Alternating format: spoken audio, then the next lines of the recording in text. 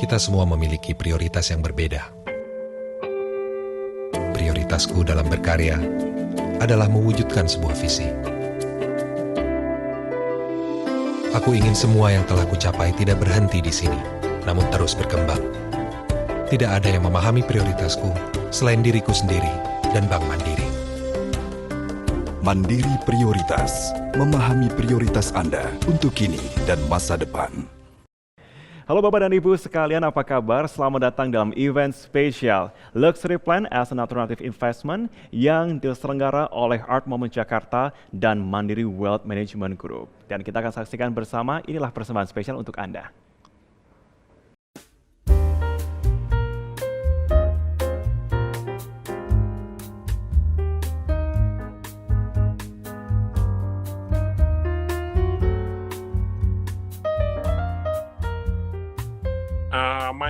My first plan is orchid because my grandfather is the orchid collector. So I just absorb from my grandfather who collecting a lot of orchid. So after orchid, so I continue to the other group of plant.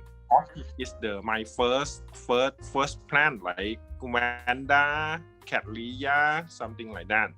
Fern and other ornamental plant, anything like exotic, beautiful leaf, I like everything.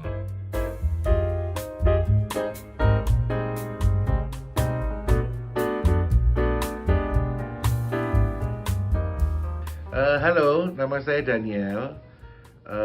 Saya kolektor tanaman, tapi pada dasarnya saya mengkoleksi itu dari seni rupa, baik itu berupa lukisan maupun patung. Tapi tanaman ini juga menjadi salah satu passion saya mulai semenjak saya kecil. Saya ingat pertama kali saya mengkoleksi tanaman itu kurang lebih di usia 15 tahun, di era tahun 95-96. Itu adalah tanaman Encephalartos. Tanaman Encephalartos adalah jenis sikas dari Afrika. Waktu itu saya membeli dari seorang importir di Surabaya, kolektor dan importir di Surabaya. Nah, dari situlah awal permulaan saya senang dengan tanaman dan berkembang juga ke tanaman-tanaman buah langka, ke anggrek-anggrekan, dan juga tanaman-tanaman sukulen-sukulen juga gitu, seperti kaudek. Tapi saya memang dari dulu tuh suka tanaman begitu mulai kecil. Cuma memang namanya pada saat masih usia masih relatif muda, saya belum begitu mengerti yang mana yang harus dikoleksi dan lain sebagainya. Tapi kesukaan dan kesenangan itu sudah ada semenjak saya kecil begitu. Dan juga untuk sekarang kan seperti saudara-saudara tahu bahwa aroid ini sedang demam, plandemi sampai orang pada bilangnya di dunia ini. Itu sudah bukan hal yang aneh untuk aroid itu saya. Sebetulnya di tahun 2008, anthurium itu juga termasuk di keluarga aroid, itu sempat booming juga di Indonesia. Itu saya juga udah mengkoleksi begitu. Nah, cuman pada saat tahun itu memang aroid yang tersedia di Indonesia tidak seperti hari ini.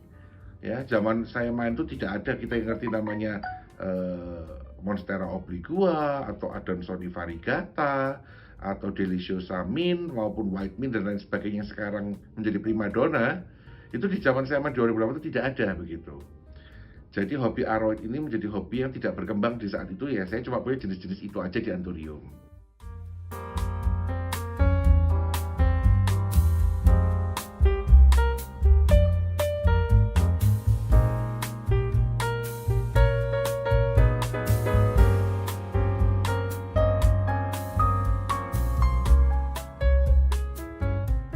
Kita sudah bergabung juga sekarang bersama dengan Pak Chandra juga Pak Noldi. Selamat sore Bapak-Bapak. Sore. Oke, semoga dalam keadaan yang sehat ya hari ini ya. Oke, kebetulan pertanyaan juga sudah mulai banyak di sini yang masuk, tapi saya akan pilihkan terlebih dahulu. Pertanyaan pertama yang ini sepertinya juga ditanyakan oleh banyak orang sebenarnya. Orang pertama yang mendengar mengenai topik kita pada hari ini. Banyak orang yang mengetahui juga. Kita tahu bahwa sempat ada tren gelombang cinta berapa belas tahun yang lalu. Yang sempat muncul harga yang sangat bombastis, tapi kemudian tiba-tiba boom, hilang begitu ya. Apakah tren tanaman hias dan mewah ini akan seperti itu kira-kira? Kok dari Pak Chandra seperti apa melihatnya? Oke. Kalau kita bandingkan tahun waktu itu kalau saya nggak salah 2005, 2006 mungkin 2006, ya. 2006 betul. Nah, kira-kira jadi udah 14 tahun, 15 tahun yang lalu ya. Jadi menurut saya kalau kita compare saat sekarang dengan 15 tahun yang lalu jelas tidak bisa apple to apple ya. Jadi artinya dulu memang belum ada namanya Facebook, Instagram, eBay, Etsy itu belum muncul. Betul. Atau kalau misalnya ada pun tidak dimanfaatkan untuk menjual beli tanaman hias gitu. Dan hari ini kita lihat bahwa orang sekarang menggunakan digital marketing untuk menjual, ya. Itu yang pertama. Jadi itu perbedaannya pertama. Yang kedua adalah scope dari permintaan pasar hari ini. Ya. Kalau zamannya dulu kalau ditanyakan masalah gelombang cinta 2005 sampai 2007 itu skopnya lokal. Kalau saya bilang domestik aja lah, gitu. Saya juga seingat saya di Thailand pun nggak sampai tergila-gila kayak di Indonesia aja gelombang cinta. Di Indonesia ya, jadi hanya di Indonesia waktu itu ya. Memang daerah per daerah agak sedikit berbeda. Tapi kalau kita lihat hari ini aroid pada umumnya itu kita lihat bahwa permintaannya itu permintaan dunia, ya worldwide. Tadi kalau nggak salah si Sapasiri dari Thailand juga menyebutkan itu ya. Betul. Jadi di Thailand pun pasarnya juga bukan hanya Thailand, tapi dia ekspor seluruh dunia itu. Jadi sama. Ya, sekarang ini menurut saya kita ini sama dengan Thailand. Jadi pasarnya tidak hanya lokal, tapi juga ekspor. Memang dalam bulan-bulan seperti ini, Northern Hemisphere ya atau belahan bumi bagian utara itu sedang mengalami musim dingin, ya. Jadi bersalju dan sebagainya. Amerika Utara, Eropa Utara dan sebagainya. Jadi permintaan itu traditionally dia akan turun, gitu. Permintaan untuk ekspor ke negara-negara itu akan turun, gitu. Jadi menurut saya gejala ini tuh sudah terjadi setiap tahun. Jadi nggak usah terlalu dirisaukan. Biasanya nanti begitu mereka udah mulai menghangat, saya pikir sekitar mungkin Maret April biasanya permintaan akan naik kembali. Seperti itu. Ya, jadi itulah yang membedakan dulu dan sekarang. Menurut saya. Oke. Begitu. Ya. Oke, Pak Nudi mau menambahkan mungkin? Kalau melihat Ya juga mungkin trennya. sama ya. Untuk permintaan dari luar sendiri, kecuali nursery yang di luar itu udah punya istilahnya baru ya, bunker nursery. Mereka membuat itu nursery itu di bawah tanah, terus ya dengan cahaya lampu apa namanya Pak? LED ya, UV light. Tapi itu pun cuman beberapa nursery yang saya tahu yang punya seperti itu. Oke. Gitu. Kalau yang punya nursery kayak gitu, mereka masih minta. Mereka masih ada minta, gitu iya. ya. Tapi nggak banyak, nggak umum kayak yang ya kalau musim ini ya normal. Dan kalau saya lihat sih sekarang sepertinya trennya ini ya, semakin luas juga. Kalau kita bicara soal tahun 2005-2007 gitu, gelombang cinta. Mungkin hanya segmen tertentu orang-orang yang kemudian, saya ingin mengoleksi. Tapi kalau sekarang benar nggak? Kalau misalkan saya bisa berpendapat sedikit ya, sekarang bahkan millennials pun sudah menganggap ini sebagai satu tren yang bisa diikuti oleh semua orang. Secara worldwide juga gitu. Menurut Pak Chandra, betul demikian Pak? Ya itu terbukti waktu tahun lalu saya ke International Outreach Show di Miami. Itu tidak biasanya generasi muda atau yang sekarang disebut milenial itu yang banyak sekali. Mungkin pengetahuan saya sekitar 70% itu muda. Muda itu saya pikir antara 25 newlywed lah gitu. Jadi nggak lebih dari 35 tahun menurut saya yang banyak hadir. 70% menurut saya. 70% Ya karena itu kalau di YouTube kita juga bisa lihat sih gitu bahwa mereka banyak kan generasi muda gitu. Jadi ini yang menurut saya menarik fenomena ini. Karena sepertinya generasi muda itu senang terutama di negara-negara di Amerika atau Eropa Utara itu pengen punya suatu suasana yang tropical. Karena buat mereka tropical itu adalah luxurious. Yes. Ya, kalau kita sekarang di sini lihat daun-daun hijau udah biasa. Tapi di sana LED light lalu setup tropical seperti itu seperti lifestyle buat mereka. Sepertinya seperti itu. Dan apalagi mereka kalau tahu bagaimana untuk melakukan propagasi atau perbanyakan, mereka bisa menjual. gitu loh ya. Jadi part of investment lah gitu. Jadi satu sisi untuk lifestyle, tapi juga bisa menjadi suatu investasi menurut saya. Gitu. Menarik dikatakan mengenai ini ya, propagasi begitu. Karena ada juga pertanyaan berikutnya ini, Pak Nurdin sama Pak Chandran. Alternatif investasi di tanaman selalu dan jangka waktu. Pertanyaannya bagaimana cara kita untuk menjual kembali tanaman-tanaman yang kita miliki dan kapan waktu yang pas untuk kita jual. Oke. Monggo, Pak Nurdin. Ya mungkin kalau untuk propagasi ya kita mesti tahu dulu ya tanaman-tanaman apa yang harus kita perbanyak. Istilahnya kalau di lokal kita potong ya, cutting ya, untuk memotongnya. Terus kalau untuk menjual nggak usah jauh-jauh ya, soalnya saya sendiri sering ekspor ya, dan sampai sekarang juga masih kekurangan. Nggak usah jauh-jauh ke saya atau ke Pak Chandra aja. Yang penting tanaman itu yang ini ya, yang rare, yang istilahnya di permintaan luar itu banyak. Ya kenapa enggak? Kita pun tampung kok. Dan dalam kondisi yang layak juga tentunya ya. Iya. Oke, tapi bicara soal yaitu kelayakan juga dan kapan waktu yang pas untuk dijual begitu ya. Kan kadang memang mindset orang tuh berbeda-beda gitu. Apa sih yang perlu diketahui gitu? Mungkin dari Pak Chandra mau menambahkan? Pertanyaan mestinya kapan waktu itu menjual. Gitu ya. Jadi kita mesti balik dulu pemikirannya kalau menurut saya gitu. Jadi kita jangan berpikir untuk menjual dulu, tapi menyenangin dulu gitu ya. Jadi tanaman hias yang tadi dalam judulnya adalah luxury plant for investment gitu. Menurut saya kita mesti paham dulu bahwa kita ini cinta tanaman tidak gitu. Jadi tidak bisa kita katakan bahwa ini seperti investasi seperti saham. Betul. Ya, kita kalau saham boleh aja kita tidak mencintai saham suatu perusahaan, tapi kita tetap beli dengan berharap sahamnya harganya naik kan begitu. Tapi kalau tanaman masih sedikit berbeda.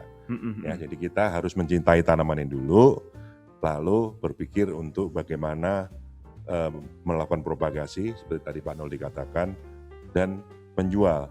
Nah, jadi cintai dulu, belajar propagasi, lalu menjual. Nah, pertanyaannya kalau kapan? Menurut saya nggak ada kapan itu. Anytime. Kalau hari ini anytime kita punya tanaman mungkin bisa kita jual. Sekarang kenapa? Karena sarana menjualnya banyak. Nah, betul. Ya, ada komunitas di Facebook, Instagram. Lalu eBay, Etsy, terus nanti juga bisa kita lelang juga di komunitas-komunitas juga. Jadi menurut saya banyak sekali. Ya, jadi dan saya dengar juga sekarang ada tempat menjual tanaman di Bogor dan sebagainya. Banyak planter gitu di sana juga. Ya, di Bandung juga ada. Di Bandung juga ada. Jadi menurut saya luas lah kalau kita bicara menjual sekarang ya. Kalau saya pribadi mah justru kalau sudah ada connection antara saya dengan tanaman mah nggak tega malahan justru mau jual. Oh ya ada yang tega banget. Saya sama Pak Nurdin, ada juga yang nggak tega kan, seperti Marvin gitu. Tapi intinya seperti itu ya. Semoga memang benar dari penjelasan tadi dari Pak Nurdin sama Pak Chandra juga, orang bisa berpikir untuk ada waktu-waktu tertentu yang bisa kita luangkan satu untuk kemudian kita menentukan kapan yang pas untuk bisa ya kita jual begitu, atau mungkin kapan waktu yang tepat dulu untuk nanti dulu kita ini dulu rawat dulu begitu ya tentunya. Dan kita semua yang tahu sebenarnya untuk kapannya dan asal tidak terlalu terburu-buru juga. Kan tentunya bentuk investasi yang sangat baik begitu ya untuk kedepannya. Oke. Baik, sepertinya waktu kita juga sudah hampir memasuki masa closing karena sepertinya waktu kita terlalu cepat, Pak. Kita ngobrol tadi sudah cukup panjang. Dan semoga untuk teman-teman semuanya yang barusan mendengarkan juga bisa mendapatkan pencerahan juga dan bisa benar-benar memilih investasi yang tepat.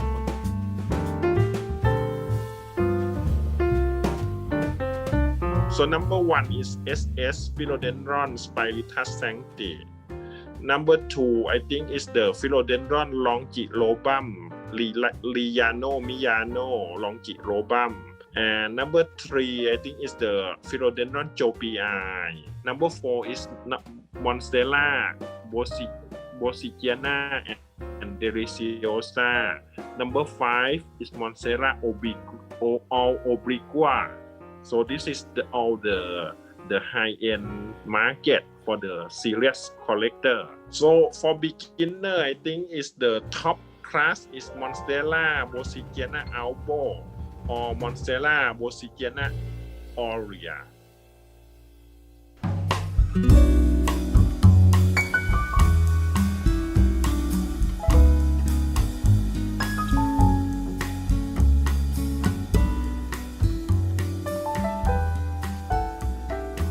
Ada beberapa tanaman yang kita sebut unicorn ya. Unicorn itu banyak menyebut ada 5 unicorn. Saya sepakat itu ya, seperti Philodendron spiritus sancti atau Monstera obliqua, lalu Philodendron lelaniano dan lain sebagainya gitu ya. Ada beberapa lagi lah. Tapi yang menjadi kuda hitam menurut saya adalah Philodendron, Monstera atau awet lainnya yang variegata.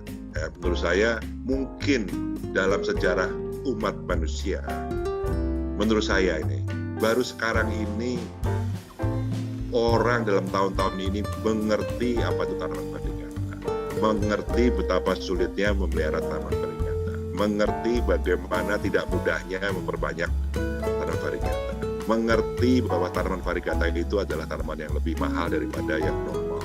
Jadi dalam 1-2 tahun masyarakat dunia ini diedukasi dengan tanaman variegata. Nah, jadi tidak seperti waktu saya mulai awal tahun 2000 atau akhir tahun 90-an itu, kalau saya pergi ke Amerika, kalau saya beli tanaman variegata dengan mudahnya mereka menjual dengan harga yang sangat murah. Tidak perlu kita membujuk mereka gitu, karena mereka tidak menghargai tanaman variegata. Tapi hari ini mereka sangat dihargai dan banyak orang udah tahu bahwa itu adalah tanaman yang berharga, mahal. Jadi menurut saya kuda hitamnya adalah segala apapun yang variegata itu mesti diperhatikan di tahun 2021.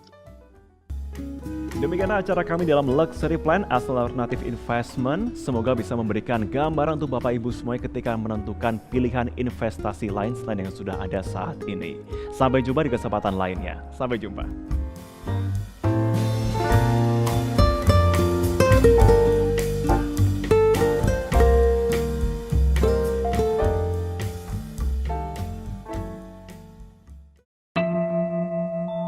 Kita semua memiliki prioritas yang berbeda.